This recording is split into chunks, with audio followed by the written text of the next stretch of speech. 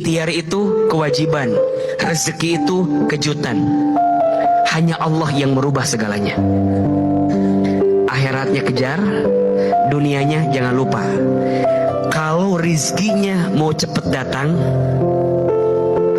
jadilah orang baik.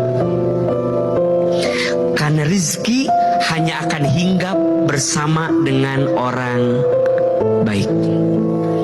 Hatinya baik, lisannya baik, pikirannya baik. Maka di hati gak boleh prasangka buruk. Maka mohon maaf, hati yang sering mengeluh rizkinya jauh, belajar jadi orang baik.